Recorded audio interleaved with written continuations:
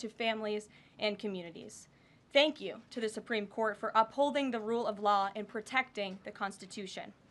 Our message to the monster Tren de Aragua and MS-13 terrorists still hiding illegally inside our country is clear.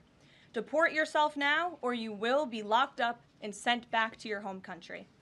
On another matter, the historic Liberation Day announcement last week by President Trump made it very clear that the era of American economic surrender is over. President Trump is no longer going to allow American workers and companies to be ripped off at the hands of foolish trade practices that shipped away millions of high-paying jobs and hollowed out communities across the country. It's America first, all the way. And despite fear-mongering by the media, the world is clearly responding to President Trump's approach. Just yesterday, President Trump held a bilateral meeting with Israeli Prime Minister Benjamin Netanyahu here at the White House. The Prime Minister pledged to immediately eliminate America's trade deficit with Israel and remove their trade barriers. Israel's proactive approach should serve as a model for the rest of the world. Also yesterday, the President spoke with Japan's Prime Minister, who wants to negotiate as well. The President also spoke to the acting President of South Korea this morning. He has tasked Secretary Bessent and U.S. Trade Representative Jamieson Greer to lead these talks. In total, since the Liberation Day announcement, nearly 70 countries have already reached out to the president to begin a negotiation. Countries are falling over themselves to reform their unfair trade practices and free open their markets to our country. Why? Because these countries greatly respect President Trump in the sheer power of the American market. These countries realize they've gotten filthy rich over the past few decades by imposing substantial tariffs on American-made products and ridiculous non-monetary barriers to block out American industry. The jig is up. Past American presidents sat by and let this happen, but President Trump stood up for our country, and he is saying no more. The president's message has been simple and consistent from the beginning. To countries around the world, bring us your best offers, and he will listen. Deals will only be made if they benefit American workers and address our nation's crippling trade deficits. America does not need other countries as much as other countries need us, and President Trump knows this. He's going to use the leverage of our markets and our country to the advantage of the people he was sworn in to represent.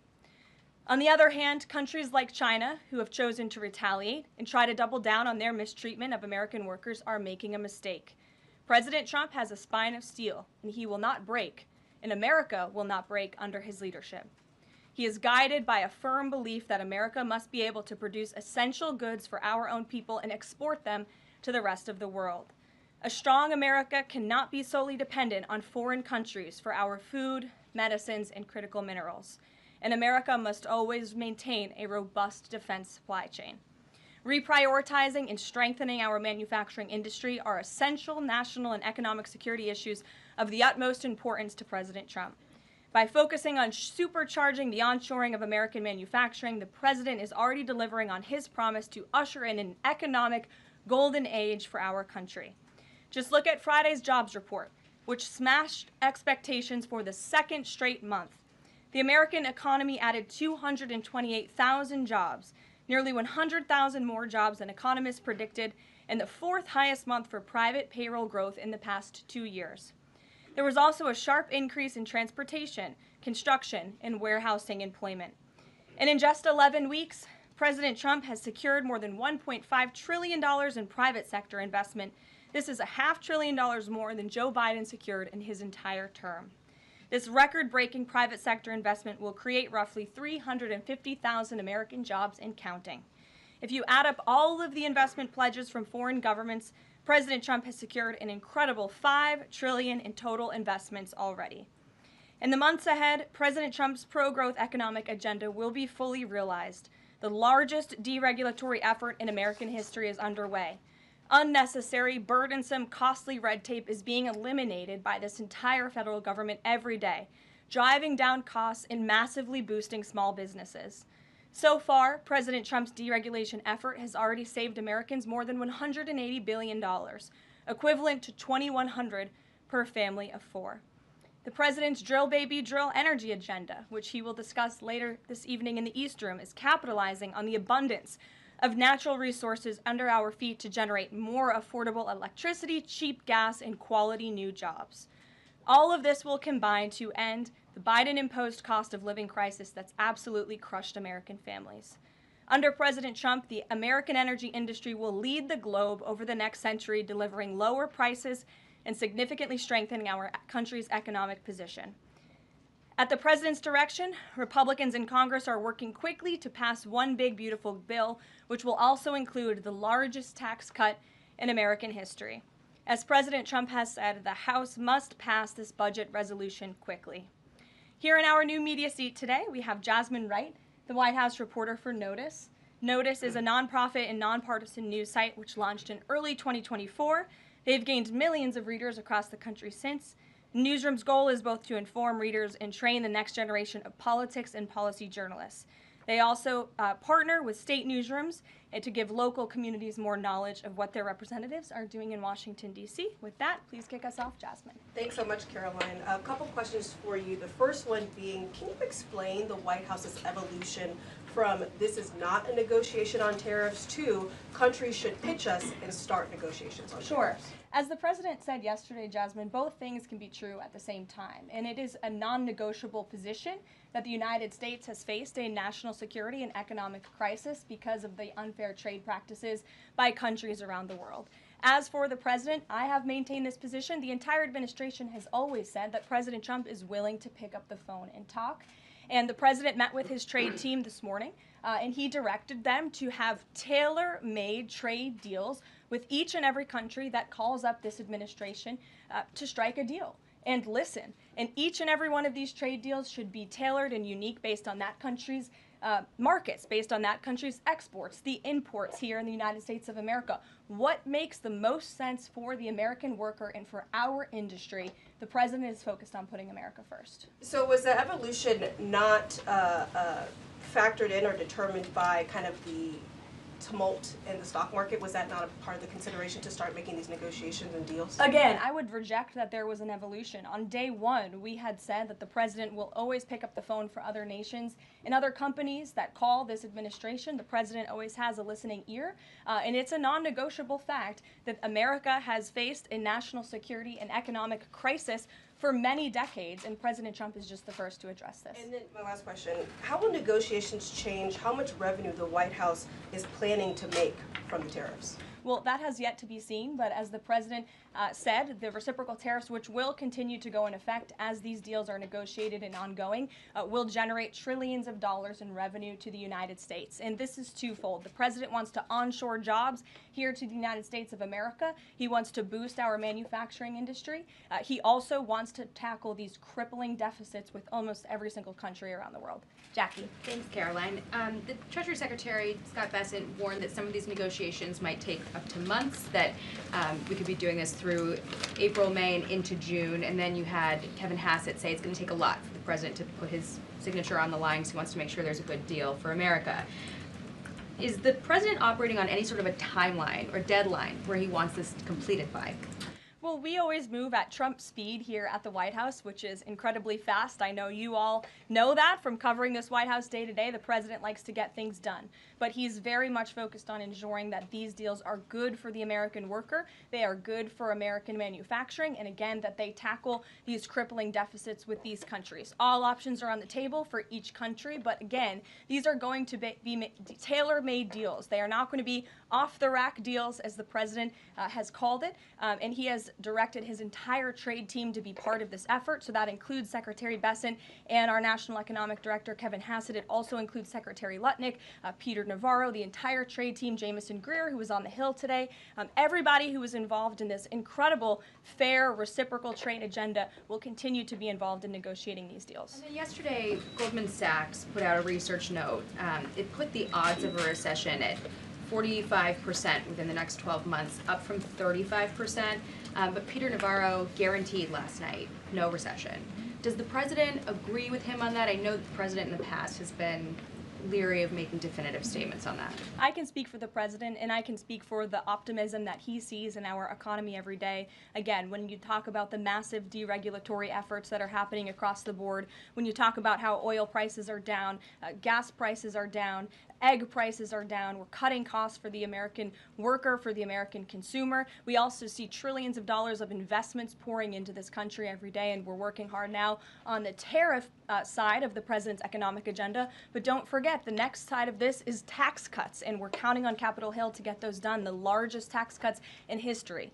Does that mean that without those tax cuts coming through, that the likelihood of a recession is greater? No, that's not what I said. I'm just saying be mindful of the whole of government economic approach that this administration is taking every day. Sure. Go ahead. Thank you, Caroline.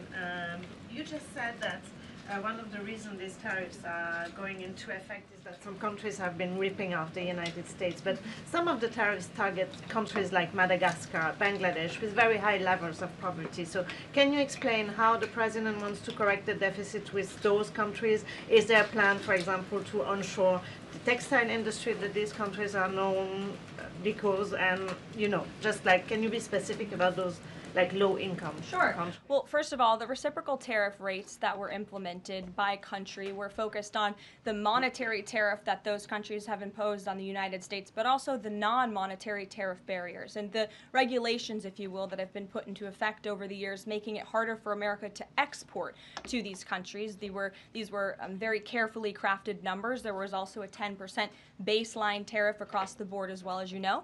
Moving forward, the president will talk to any country that picks up the phone to call, and I can tell you the phones have been ringing off the hook, wanting to talk to this administration, this president, and his trade team to try to strike a deal. And it's because the world knows that they need the United States of America. They need our markets. They need our consumer. The president has a lot of leverage on his side because he has the best economy and the best country in the world that he leads, and he knows that. And it's about dang time we finally have a president who uses that economic leverage to benefit American workers. And that's what the president is trying to do. Maggie. Caroline, thanks. Does the president endorse something that Howard Lutnick said on television this weekend, which was that the army of millions and millions of human beings screwing in little screws to make iPhones, that kind of thing is going to be moving to the U.S.? Is that how the president envisions manufacturing shifting? And if so, how long would that take, roughly? The president wants to increase manufacturing jobs here in the United States of America, but he's also looking at advanced technologies. He's also looking at AI and emerging fields that are growing around the world that the United States needs to be a leader in as well. So there's an array of diverse jobs, more traditional manufacturing jobs, as you discussed, but also jobs in advanced technologies. The president is looking at all of those. He wants them to come back home. But iPhones specifically, is that something that he thinks is the kind of technology that can move to the U.S.? Absolutely. He believes we have the labor, we have the workforce, we have the resources to do it. And as you know, Apple has invested $500 billion here in the United States. So if Apple didn't think the United States could do it, they probably wouldn't have put up that big chunk of change. Elena. Hi, Caroline. It's clear the president has gotten the world's attention with these tariffs. Is he considering at all potentially holding off on imposing some of them before the deadline, or maybe later, reversing them because he's having these negotiations and having these good talks with other leaders? The president was asked and answered this yesterday. He said he's not considering an extension or a delay. I spoke to him before this briefing. That was not his mindset. He expects that these tariffs are going to go into effect. And you said something very important, Elena, in your question. You said the president has captivated the attention of the world. Absolutely, he has. And it's about time we have a president in the Oval Office who is putting the world on notice and is putting the American people first, and again, is using the leverage of the United States to negotiate good trade deals. Just a quick follow-up. Sure. There's been some public sparring between Elon Musk and the president's trade advisor, Peter Navarro, on some of these tariffs. Musk actually referred to Navarro today as being, quote, dumber than a sack of bricks. Are you at all, or is the administration, the president, all concerned that this is maybe impacting the public's understanding of these tariffs? It might be messing with the message on it? No, look, these are obviously two individuals who have very different views on trade and on tariffs. Boys will be boys, and we will let their public sparring continue. And you guys should all be very grateful that we have the most transparent administration in history. And I think it also speaks to the president's willingness to hear from all sides, that he has people at the highest levels of this government in this White House who have very diverse opinions on very diverse issues, but the president takes all opinions in mind, and then he makes the best decision based on the best interests of the American public. Deanna. Thanks, Caroline. On Truth Social today, Trump was talking about one-stop shopping talks with foreign leaders, bringing leaders to the U.S., to Washington, and talking to them about tariffs, but also other topics. So is that part of his strategy to bring the leaders to Washington and trying to get deals, outside of tariffs on foreign policy issues as well? I think the president, again, is going to have a custom, tailor-made approach to each and every country. And if that means discussions of foreign aid, of our military presence in these countries, how those troops are paid for, come to the table, that could be part of the negotiation in these economic negotiations. But it's the president's economic team who will be leading these.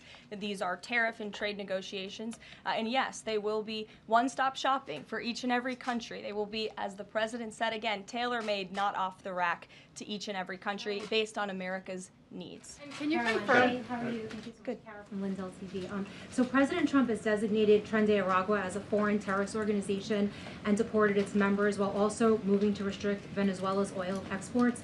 Is the administration preparing additional military or economic actions against Venezuela and the Maduro regime? And my second question is about Supreme Court Justice Amy Coney Barrett. Is the administration have a comment on her decision to go with the liberals and go actually with the Tren de Araguas? This is the same justice that actually sided against January 6th hostages last year. So is the administration have a comment? Are they disappointed in Supreme Court Justice Amy Coney Barrett? To your first question, I don't have any actions to read out in terms of Venezuela. The president has imposed secondary tariffs on the Maduro regime and on Venezuela in the form of oil, which is obviously going to have a crippling effect on the Maduro regime, and that's the intended effect of this administration. As for the justice you mentioned, as for the Supreme Court, we've made our feelings very clear. We believe this was a massive victory. Certainly, we wish this was a 9-0 decision because we firmly believe that the president was well within his constitutional authority, and the Supreme Court made that very clear last night, and they put Judge Boasberg in his place. We called on the Supreme Court to rein in these judges who are acting as judicial activists, not real arbiters of the truth and the law, and that's exactly what we saw the Supreme Court do yesterday. Christian.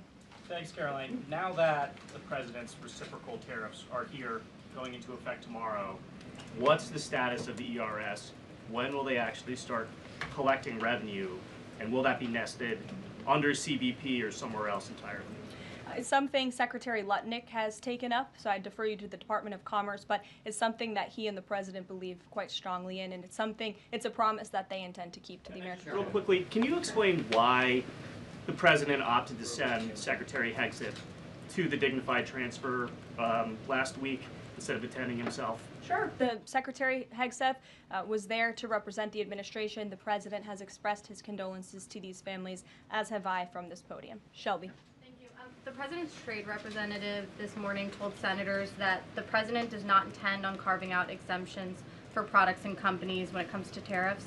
But would the administration consider changing that stance should bankruptcies begin among U.S. companies who are dependent on China trade? I won't get ahead of the president on any exemptions or his decision on that. I will leave that to him. But again, we're looking at this country by country and based on the needs of the American people and the American workforce. And one more, can you walk us through how this specific tariff plan was decided on and which advisor came up with it? The reciprocal tariff plan? Yes. It was a plan that was discussed by the president's entire trade team over the course of many, many meetings, and the president ultimately decided on which way to go. A few proposals were given to the president. There was debate and discussion, and the president made his decision, and as you've seen very publicly, the entire trade team is on board with this plan and the negotiations that will ensue because of it. Sure. Caroline, on Iran, and given what's going to be happening on Saturday, what exactly is the current administration doing to stop Iran's funding of terrorist aggression worldwide that the previous administration wasn't doing? Well, first of all, when it comes to Saturday, I won't get ahead of the president. He has said there will be direct talks with Iran on Saturday. I won't further any details from this podium for obvious reasons, security reasons. It will, provide an update as we always have.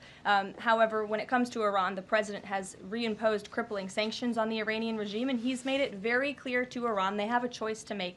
You can strike a deal with the president, you can negotiate, or there will be hell to pay. And as the president said yesterday, if they don't choose to move forward with diplomacy and a deal, which is the direction we do see them headed in, there will be grave consequences to pay. To the back row. Thanks, Caroline. On the president's threat yesterday on social media to increase tariffs against China by an additional 50% in response to their retaliation, has he signed anything in terms of an executive order, any documentation around that? Will that additional 50% go into effect tomorrow? They will be going into effect at 12:01 a.m. tonight, so effectively tomorrow. Yes. Work on that today? Of course, as always. To the gentleman in front of you, because that's who I originally called on. Go ahead. Over the weekend, President Trump said that he would be willing to have U.S. citizens deported to El Salvador with the cooperation of President Bukele. How would that work legally, and how many people would potentially be available for that operation? So the president has discussed this idea quite a few times publicly. He's also discussed it privately. You're referring to the president's idea for American citizens to potentially be deported. These would be heinous, violent criminals who have broken our nation's laws repeatedly, and these are violent, repeat offenders in American streets. The president has said, if it's legal, right? If there is a legal pathway to do that, he's not sure. We are not sure if there is. It's an idea that he has simply floated and has discussed very publicly as in the effort of transparency. Reagan. Thank you, Caroline. There's been more reporting coming out now about President Biden's decline while in the White House. Is the White House considering releasing the audio of Biden's interview with Special Counsel Robert Hur to the public, which the former president had previously blocked? I don't have an update on that, but I can certainly check. I think the American people would be quite interested to hear that tape, but I'll double check on the release of it. Thank you. Michael. Thank you, Caroline. On Saturday, during meetings with Iran, President Trump says high-level officials will be meeting directly with Iranian officials. We're hearing some pushback from Iran now saying those talks will be indirect. Can you clarify? They will be direct talks on Saturday, and I won't get ahead of the president on any further details. Jennifer. Yeah, two things. On the Israel tariffs, can you give us an update on the discussion on relaxing those tariffs? And then I had another question about the Doge team after that. That discussion is ongoing. I don't have any definitive details to iron out for you here. And then the president on Thursday told us that there was an incredible discovery that the Doge team had made. He called it horrible and incredible. Can you reveal that yet? Give us details on what it was about? There has been a discovery. I hate to leave you hanging on a cliff, but I don't want to get ahead of the president on that. But I can confirm there has been a discovery. It's just not quite yet ready for release. Sure. Go ahead. Caroline, thank you. I was calling on the young lady behind you, but I'll come to you after, Ed. All right. Not discriminating here. The president's meeting today with House Republicans. Can you say who is in that meeting and his message to Republicans that are skeptical of the Senate-passed budget framework?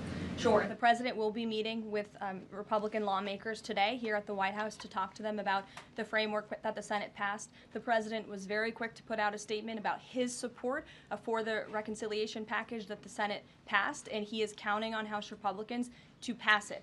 The Republicans received an overwhelming mandate from the American public to govern. We have an extraordinary opportunity. There are key promises that the president made to the American people in this bill: tax cuts, securing the border, deregulation, unleashing the might of American energy. These are good things for the American people. The president wants to see this get done, and that's why he's engaging with lawmakers today. Just a quick follow-up on tariffs. Kevin Hassett said today that the administration is prioritizing talks with Japan and South Korea, other trading partners. Are there other countries on that list that you guys can name publicly that you're having serious discussions with? Sure. As you have heard from various administration officials, myself included, there have been nearly 70 countries that have reached out to the administration last time I checked, but again, I hear the phones are ringing off the hook. There are foreign leaders who want to fly to Washington tonight and get on a plane to negotiate with this country, which shows you the leverage that the president is using. It shows you the rest of the world needs the United States of America to do business with.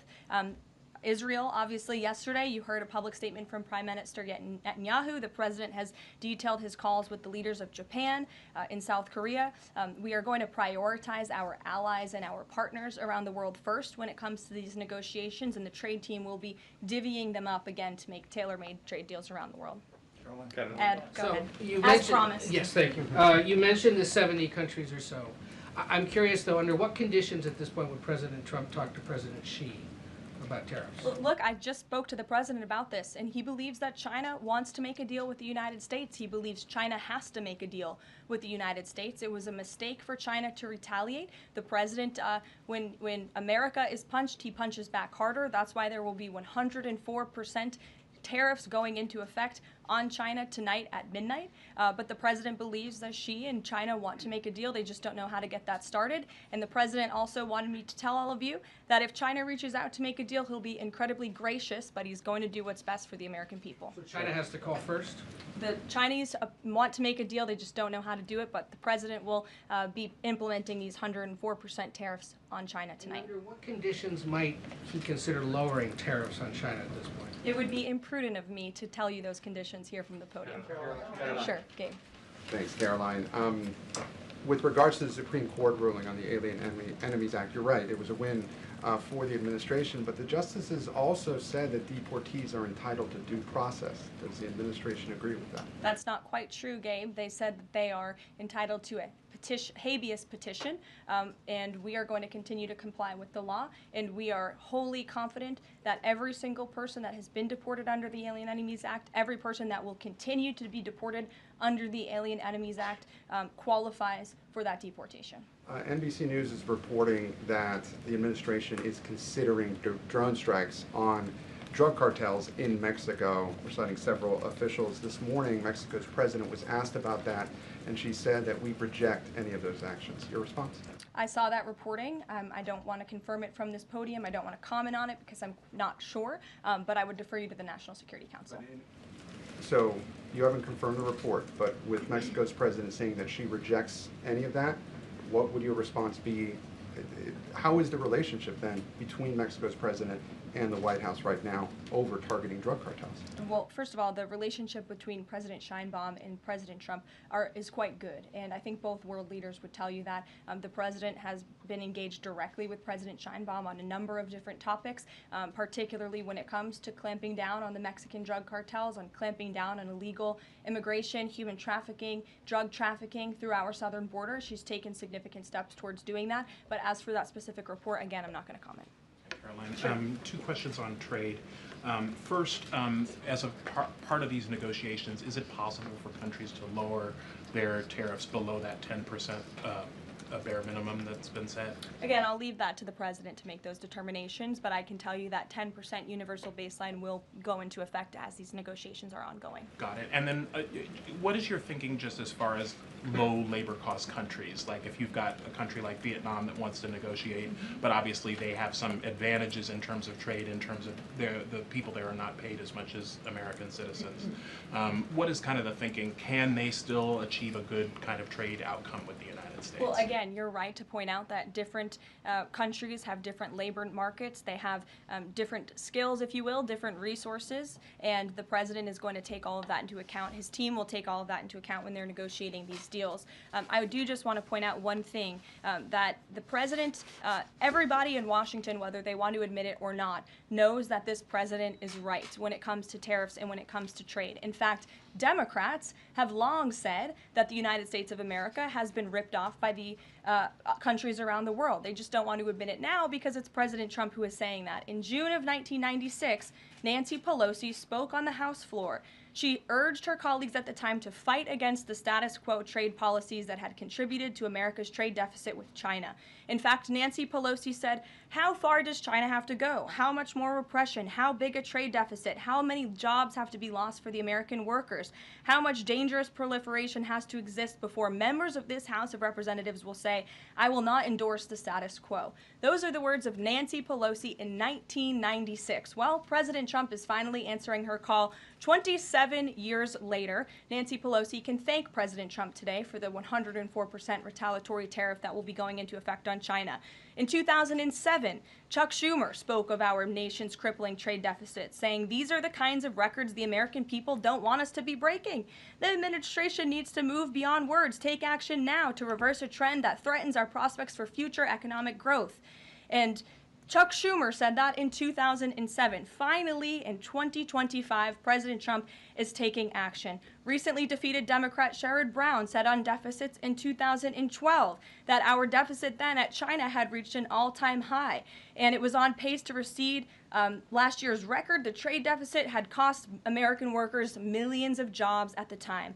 These are the words of Democrats years ago. It is about time America finally has a president who is taking action to restore those millions of jobs back to the United States of America to boost our manufacturing industry. He's doing what's right for the American people. It will take a lot of labor. It will take a lot of effort. But that's exactly what the American people elected this president to do.